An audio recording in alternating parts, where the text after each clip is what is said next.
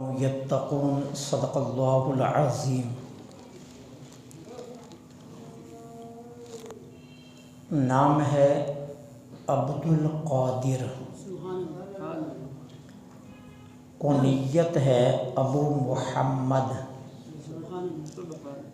لقب ہے غوث سمدانی، غوث الثقلین، محبوب سبحانی، غوث اعظم، محی الدین، یہ آپ کے القابات ہیں۔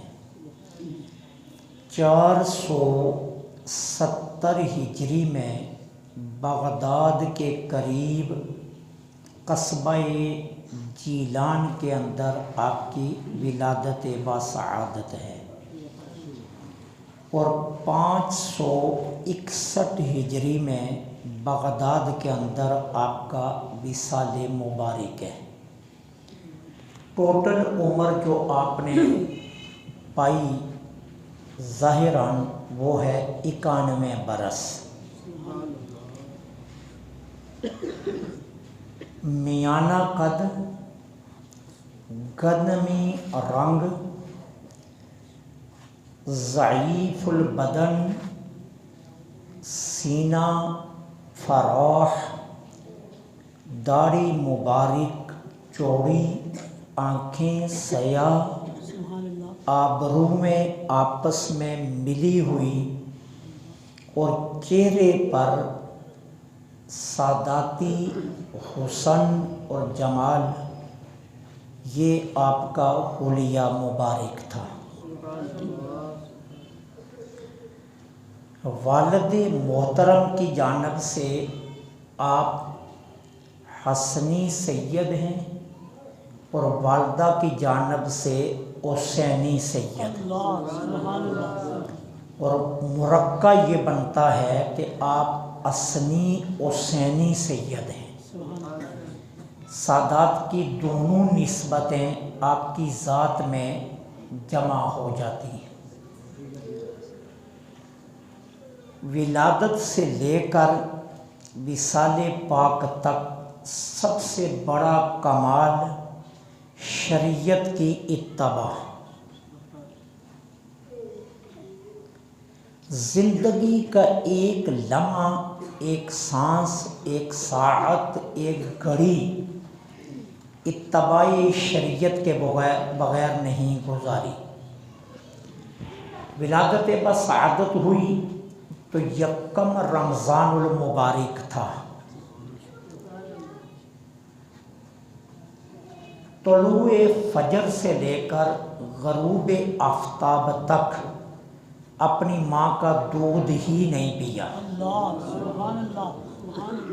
اور آتے ہی یہ اعلان زبان حال سے کر دیا کہ میں اتباع شریعت کے لیے دنیا میں آیا ہوں۔ بچپن میں عام بچوں کی طرح نہ کبھی گلی میں نکلتے، نہ کھیلتے، نہ بچوں کے ساتھ جمع ہوتے۔ ایک مرتبہ قصبہ جیلان کے بچے اکٹھے ہوئے اور کہنے لگے سیدوں کا یہ بیٹا ہمارے ساتھ کھیلتا نہیں ہے، آج ہم اسے مجبور کر کے لے آئیں گے اپنے ساتھ کھیلنے پر۔ آپ کے دروازے پر آئے، دستک دی اور آپ کو بلایا۔ آپ باہر تشریف لائے تو جیلان کے سارے بچے اکٹھے تھے۔ پوچھا میرے بھائیوں کیا ہوا؟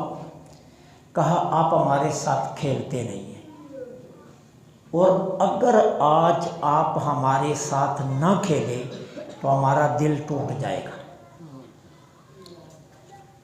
آپ باہر تشریف لے آئے، فرمایا ٹھیک ہے میں کبھی بھی تمہارا دل نہیں توڑوں گا، لیکن شرط یہ ہے کہ کھیل میری مرضی کا ہوگا۔ بچوں نے کہا ہمیں منظور ہے۔ سیدی غوث اعظم رضی اللہ تعالی عنہ آگے ہو گئے، اور کلمہ طیبہ کا بآواز بلند ورد شروع کر دیا، اور فرمایا تم میرے پیچھے اسی طرح اونچا اونچا پڑھتے آؤ۔ اور جیلان کے سارے محلے میں بچوں کو لے کر کلمہ طیبہ کے ورد کے ساتھ راؤنڈ کاٹا، اور جب ساری گلیوں میں پھر لیا تو اپنے دروازے کے پاس آ کر فرمانے لگے بچوں آج کا کھیل ختم ہوا۔ فرمایا اگر مجھ سے کھیلنا ہے تو میرا کھیل یہ ہے، ذکر الہی کی دولت یہی میرا اوڑھنا اور بچھونا ہے۔ پھر اس کے بعد جیلان کے بچوں نے کبھی آپ کو کھیلنے کی دعوت نہیں دی، وہ سمجھ گئے کہ سیدوں کا یہ بچہ انوکھا بھی ہے اور عجب بھی ہے۔ ایک دن آپ باہر تشریف لائے بچپن میں، تو ایک بیل کھڑا تھا، آپ نے اس کی دم کو ہاتھ لگایا، بیل نے اپنی دم چھڑائی اور سیدی غوث اعظم کی طرف منہ کر کے فصیح زبان میں کہنے لگا عبد القادر تمہیں اس مقصد کے لیے پیدا نہیں کیا گیا، تیری پیدائش کا مقصد ہی کچھ اور ہے۔ واپس آئے، والدہ ماجدہ کی گود میں گھس گئے اور اماں جان سے عرض کیا اماں جان میں نے عجیب و غریب آج واقعہ دیکھا، ایک بیل مجھ سے ایسے باتیں کر رہا تھا جیسے ایک انسان دوسرے انسان سے باتیں کرتا ہے۔ فرمایا بیٹے میں نے آج تک تم سے یہ ساری باتیں چھپا کر رکھی تھی، جب تم میرے پیٹ میں تھا تیری ولادت تک کوئی ایک رات بھی میری ایسی نہیں گزری جس رات کوئی نہ کوئی اللہ کا نبی خواب میں آ کر مجھے تیرے آنے کی بشارت نہیں دے رہا تھا۔ ہر شب خواب میں کوئی نبی تشریف لاتا اور وہ فرماتا کہ مبارک ہو عبد القادر کی ماں تو غوث اعظم کو اپنے شکم میں لیے ہوئی ہے۔ فرمایا بیٹے یہ تو عام بچہ نہیں ہے، اللہ نے اپنی حسن تقدیر سے تجھے خاص مقاصد کے لیے خلق فرمایا ہے۔ پھر سیدی غوث اعظم رضی اللہ تعالی عنہ کو دیکھیے، آپ نے اپنی زندگی کے پہلے دن سے لے کر شریعت مطہرہ کی پاسداری کتنی کی آپ اس کا تصور بھی نہیں کر سکتے۔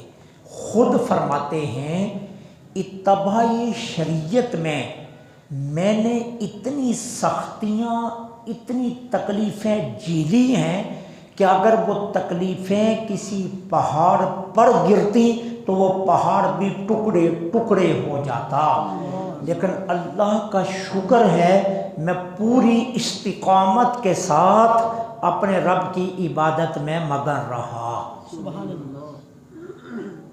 11ویں شریف کا ختم بہت اچھا عمل ہے، بہت ہی خوبصورت عمل ہے، لیکن سیدی غوث اعظم کی تعلیمات اس سے بھی زیادہ خوبصورت ہے، جو ہمارے لیے اہم ہے کہ ہم سیدی غوث اعظم رضی اللہ تعالی عنہ کی تعلیمات کی طرف آئیں۔ تعلیمات کیا ہیں؟ آپ دیکھیے، آپ کی پہلی کرامت، آپ کا پہلا عمل جس نے لوگوں کی تقدیر بدلنا شروع کی کہ جب آپ بغداد شریف علم کے حصول کے لیے تشریف لے جا رہے تھے، جنگل میں ڈاکوؤں نے آپ کو روکا اور آپ کے پاس آئے اور آ کر کیا کہا تمہارے پاس بیٹے کیا ہے؟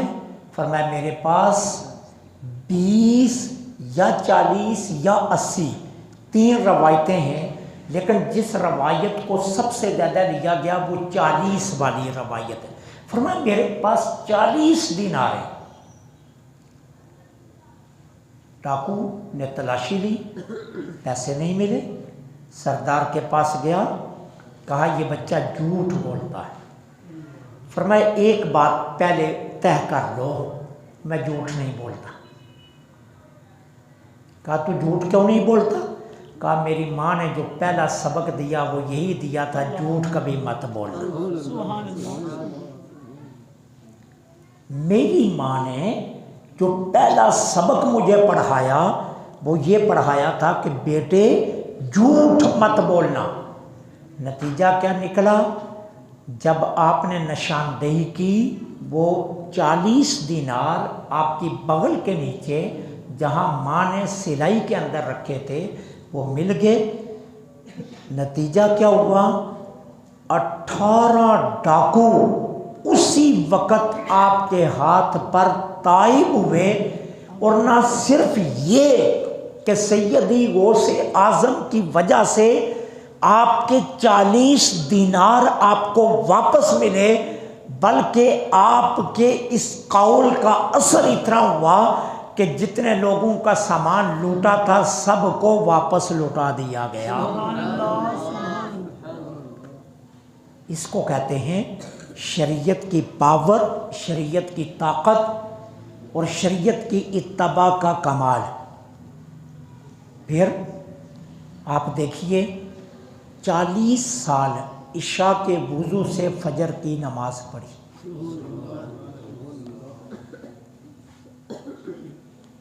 40 سال عشاء کے وضو سے فجر کی نماز۔ اب اس کا مطلب 40 برس آپ رات کو سوئے نہیں۔ جس وضو سے عشاء کی نماز پڑھتے اسی وضو سے فجر کی نماز پڑھتے۔ 15 برس، 1-2 دن کی بات نہیں ہے، 15 سال سیدی غوث اعظم نے ہر رات ایک قرآن کریم ختم فرمایا۔ آج آپ دیکھیے ہم رمضان المبارک میں ایک قرآن شریف نماز تراویح کے اندر پڑھتے ہیں، 20 رکعتوں میں صرف 1.25 پارہ ہوتا ہے، لیکن احباب عشاء کی نماز پڑھ کے بھاگ جاتے ہیں، کوئی ٹھہرتا نہیں ہے۔ کوشش کی جاتی ہے جو حافظ سب سے زیادہ تیز پڑھتا ہے اس کو ترجیح دی جاتی ہے، اور جو سب سے زیادہ آہستہ پڑھتا ہے اس کو اگنور کر دیا جاتا ہے کہ ہم جلدی فارغ ہو جائیں۔ اب مٹھائی تو بہت میٹھی ہے 11ویں شریف کی، لنگر بہت لذیذ ہے، حلیم بہت مزیدار ہے۔ سیدی غوث اعظم کا لنگر چاول بڑے لذیذ ہوتے ہیں، لیکن غوث اعظم کی زندگی کی یہ لذت بھی تو دیکھو، 15 برس ہر شب ایک قرآن کریم مکمل کرنا، یہ بھی تو سیدی غوث اعظم کی تعلیم ہے۔ ساری زندگی شیخ محقق شیخ عبدالحق محدث دہلوی رحمۃ اللہ علیہ نے اخبار الاخیار میں لکھا ہے، سیدی غوث اعظم نے اپنی ولادت سے لے کر اپنے وصال تک زندگی میں کبھی کسی کا دل نہیں دکھایا، کبھی بھی کسی کا دل نہیں دکھایا۔ میں نے پہلے وہ بچوں کا واقعہ بیان کر دیا، سیدی غوث اعظم کبھی باہر نہ نکلتے کھیلنے کے لیے، لیکن بچوں نے صرف یہ کہا ہمارا دل ٹوٹ جائے گا، سیدی غوث اعظم باہر آ گئے۔ زندگی میں کبھی کسی انسان کا دل سیدی غوث اعظم نے نہ دکھایا، نہ اس کا دل توڑا، اور نہ اس کے دل کو تکلیف پہنچائی۔ ایک مرتبہ آپ دجلہ کے قریب تھے، دریائے دجلہ کے قریب، ایک شخص کو غمگین حالت میں دیکھا، پوچھا بھیا کیا ہوا، آپ غمگین کیوں ہو؟ اس نے عرض کیا حضور میں نے دریا کے دوسری طرف جانا ہے، ملاح کی منت سماجت کی ہے، لیکن ملاح نے مجھے مفت بٹھانے سے انکار کر دیا، اور میرے پاس پیسے نہیں ہیں کہ جو میں اس کو دوں کرایہ اور یہ مجھے دوسری طرف چھوڑ آئے۔ سیدی غوث اعظم رضی اللہ تعالی عنہ اس کو پکڑ کر اپنی خانقاہ پر لے آئے، خانقاہ پر لائے۔ تھوڑی دیر کے بعد ایک ارادت مند آیا، اس نے 30 دینار سیدی غوث اعظم کی خدمت میں پیش کیے۔ آپ نے 30 دینار اس بندے کو دیے، فرمایا یہ لے جاؤ، جا کر ملح کو دے دو اور ملح کو کہہ دینا آئندہ کسی غریب سے کرایہ مت مانگنا۔ فرمایا یہ 30 دینار لے جاؤ، جا کر ملح کو دے دو اور ملح کو کہنا عبد القادر کہتا ہے کہ آج کے بعد کسی غریب سے کرایہ مت مانگنا، جب یہ 30 دینار مکمل ہو جائیں تو پھر تجھے میں اور عطا کر دوں گا، لیکن کسی غریب سے آج کے بعد کرایہ مت لینا۔ اس حد تک ٹوٹے دلوں کو جوڑتے تھے، غمگین دلوں کا خیال کرتے تھے، اس حد تک سخاوت کا عالم تھا۔ اور کیوں نہ ہوتا، یہ سارا گہرانہ تو ولیوں کا گہرانہ تھا۔ دادا ولی، باپ ولی، ماں ولیہ، نانا ولی، بھائی ولی، بہن ولی، ولیہ، بیٹے سارے ولی، اور پھپھی جان اپنے وقت کی مانی ہوئی ولیہ۔ خاندان کی لسٹ اٹھا کر دیکھیں تو سیدوں کا یہ سارا گہرانہ اپنے وقت کا نامور اور مانا ہوا اولیاء کی فہرست میں گنا جاتا ہے۔ کس قدر سیدی غوث اعظم رضی اللہ تعالی عنہ کا مقام ہے۔ 11ویں امام حضرت امام علی رضا، جن کو عسکری کہتے ہیں، انہوں نے اپنی جائے نماز، جس پر خود نماز ادا فرماتے تھے، وصال سے پہلے آپ نے فرمایا یہ جائے نماز محفوظ کر لو، اور یہ 5ویں صدی میں ہمارے خاندان کا ایک بیٹا بغداد میں آئے گا اور یہ جائے نماز اس تک پہنچا دینا۔ حضرت معروف کرخی رحمت اللہ علیہ کے توسل سے نسل در نسل یہ جائے نماز محفوظ آتی گئی، اور پھر یہ سیدی غوث اعظم تک پہنچی۔ سیدی غوث اعظم ساری زندگی اسی نماز پر، جائے نماز پر نماز پڑھتے رہے جس پر 11ویں امام علی رضا نے نماز پڑھی تھی۔ یہ سیدی غوث اعظم کا مقام تھا، مرتبہ تھا۔ دوسری طرف دیکھیے کہ آپ کی بارگاہ میں سوال کیا گیا کہ توکل کس کو کہتے ہیں؟ سیدی غوث اعظم رضی اللہ تعالی عنہ نے فرمایا توکل اس کو کہتے ہیں کہ دل میں صرف اللہ رہ جائے اور اللہ کے علاوہ باقی سب چیزوں سے دل الگ ہو جائے۔ فرمایا توکل اس کو کہتے ہیں کہ دل میں صرف اللہ رہ جائے اور اللہ کے علاوہ باقی تمام چیزیں دل سے الگ ہو جائیں، گویا دل مرکز رہے کس کا؟ رب العالمین کی تجلیات اور انوار کا۔ فرمایا توکل اس کو کہتے ہیں۔ پوچھا گیا آپ سے کہ آپ یہ بتائیے شکر کس کو کہتے ہیں؟ فرمایا شکر اس کو کہتے ہیں پوری عاجزی کے ساتھ، پوری عاجزی کے ساتھ شکر کی تعریف فرما رہے ہیں۔ فرمایا پوری عاجزی کے ساتھ نعمت دینے والے کی نعمت کو یاد کیا جائے اور پھر ساتھ یہ اقرار کیا جائے کہ میں تیری نعمت کا شکر ادا نہیں کر سکتا، میں تیری نعمت کا شکر ادا نہیں کر سکتا۔ عاجزی پوری ہو اور پوری عاجزی کے ساتھ نعمت دینے والے کی نعمت کو یاد کیا جائے اور اقرار کیا جائے کہ میں تیری نعمت کا شکر ادا نہیں کر سکتا۔ فرمایا شکر اس کو کہتے ہیں۔ پوچھا گیا صبر کس کو کہتے ہیں؟ فرمایا بلائیں آئیں، مصائب آئیں، تکالیفیں آئیں، پریشانیاں آئیں، لیکن اللہ سے حسن ادب کا رشتہ نہ ٹوٹے۔ اللہ سے حسن ادب کا جو رشتہ ہے نا وہ کسی حال میں بھی نہ ٹوٹے۔ فرمایا اس کو کیا کہتے ہیں؟ صبر۔ اس کو کیا کہتے ہیں؟ فرمایا صبر۔ حسن ادب کس کو کہتے ہیں؟ حسن ادب یہ ہے کہ بلائیں آئیں، مصائب آئیں، تکالیف آئیں، پریشانیاں آئیں، اتنی بڑی بڑی تکلیفیں آئیں کہ انسان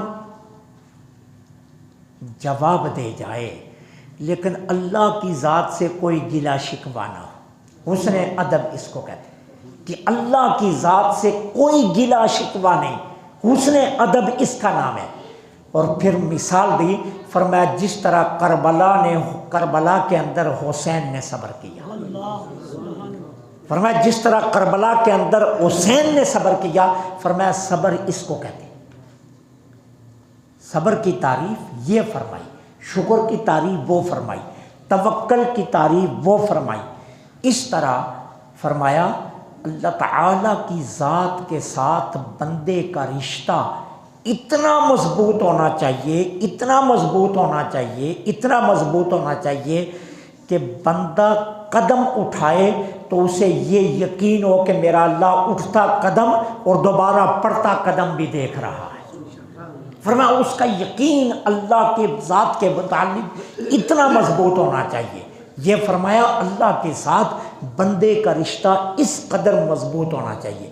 چنانچہ پھر اس موقع پر آپ خود اپنی ایک بات سناتے ہیں، فرماتے ہیں ایک مرتبہ میں بغداد کے جنگلوں میں محو عبادت تھا، میں نے قسم اٹھا لی کہ میں اتنی دیر تک روٹی نہیں کھاؤں گا جتنی دیر تک اللہ مجھے خود نہ کھلائے۔ میں اپنی قسم پر قائم ہو گیا۔ اب میں بغداد کے جنگلوں میں عبادت کرتا رہا، ایک دن 2 دن کرتے کرتے فرماتے ہیں 3 مہینے گزر گئے۔ 3 مہینے تک میرے پاس کوئی نہیں آیا۔ عاطف سے آوازیں آتی تھی رات کو، عبد القادر کھا لے، میں جواب دیتا تھا نہیں، میرا مالک خود کھلائے گا تو کھاؤں گا۔ فرماتے ہیں 3 مہینوں کے بعد حضرت خضر علیہ السلام میرے پاس آئے اور میرے پاس آ کر فرمایا عبد القادر میں تمہارے لیے کھانا لے کر آیا، اور میرے سامنے کھانا رکھا۔ میں نے کہا میں نے تو قسم اٹھائی ہے کہ مالک خود کھلائے گا تو پھر کھاؤں گا۔ تو حضرت خضر علیہ السلام نے فرمایا عبد القادر میں خود نہیں آیا، تیرے مالک نے مجھے تیرے پاس بھیجا، اس کا حکم ہے کہ اب کھانا کھا لے۔ 3 ماہ کے بعد پھر کھانا کھایا۔ اللہ سے فرماتے ہیں رشتہ اتنا مضبوط ہونا چاہیے، اتنا گہرا ہونا چاہیے کہ کوئی بھی حالات آ جائیں لیکن اللہ کی ذات کے ساتھ بندے کا رشتہ کمزور نہ پڑے۔ سیدی غوث اعظم کی تعلیمات میں سب سے بنیادی شریعت کی اتباع ہے۔ حضور علیہ الصلاۃ والسلام کی ذات کے ساتھ اتنا گہرا تعلق، اتنا گہرا تعلق، حضرت علی حیتی رحمۃ اللہ علیہ جو سیدی غوث اعظم کے مجالس کے اندر بیٹھا کرتے تھے، ایک مرتبہ سیدی غوث اعظم واعظ فرما رہے تھے، حضرت علی حیتی رحمۃ اللہ علیہ واعظ کے اندر موجود تھے۔ اچانک حضرت علی حیتی پر وجد کی کیفیت طاری ہو گئی اور وہ وجد میں آ گئے۔ سیدی غوث اعظم ممبر سے اتر کر نیچے ہاتھ باندھ کر کھڑے ہو گئے۔